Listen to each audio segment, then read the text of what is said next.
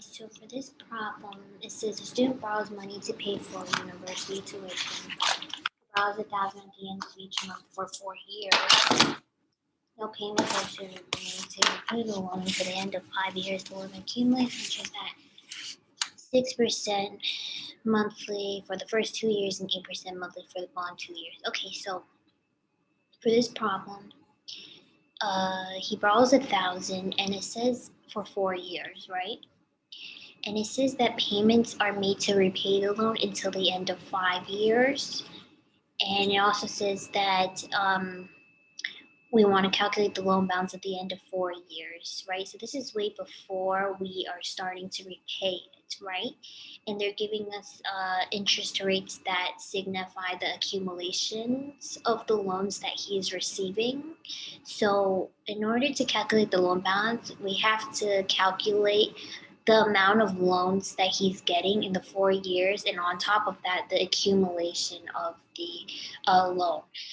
We can't include the repayments of the loan because repayments of the loan will only occur until 5 years, which is way ahead of this threshold that we are focusing on. So now what we're going to do is that we're going to take the 1,000 that he is borrowing, and these are being added to his account every month because he's borrowing it, right? And what we're going to do is that we're going to take this amount and we're going to notice here that the problem split this problem into two different parts, right? This part is being converted 6% monthly, and this part is being converted 8% monthly. So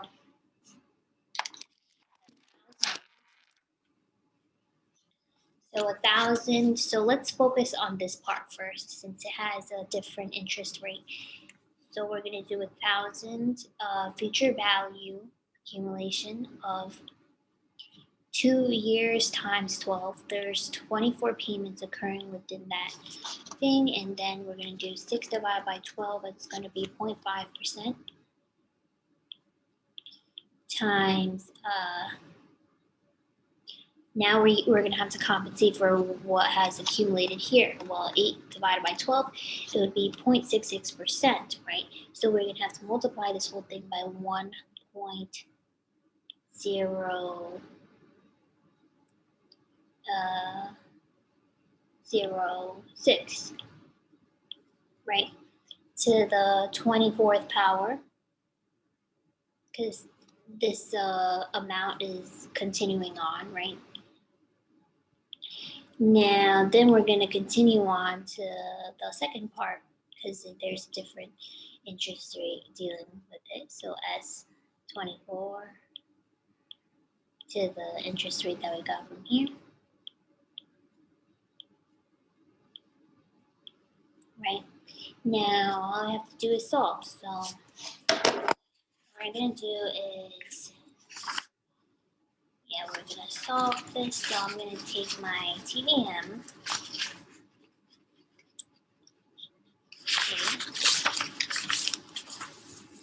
So I'm going to take my TVM.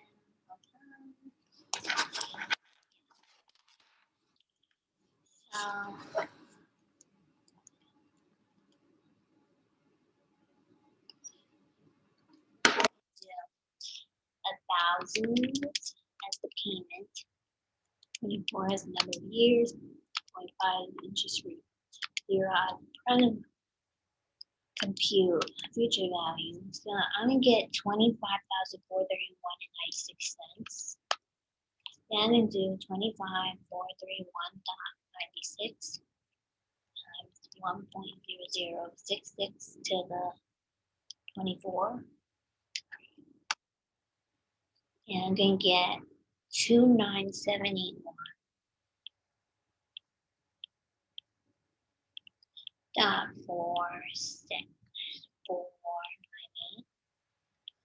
And then for this one, I'm going to do 1,000 and the number of years. Oh wait, why? Oh, sorry. I could just set this as 0.66. Okay, 0.66 is the interest rate. 0 present value, Q future value, going to be 25,912.90. Now I'm going to add both of these. You get 29781.46498 plus 25912.90. And I'm going to end up getting 55,694.36. So that is what I'm gonna get.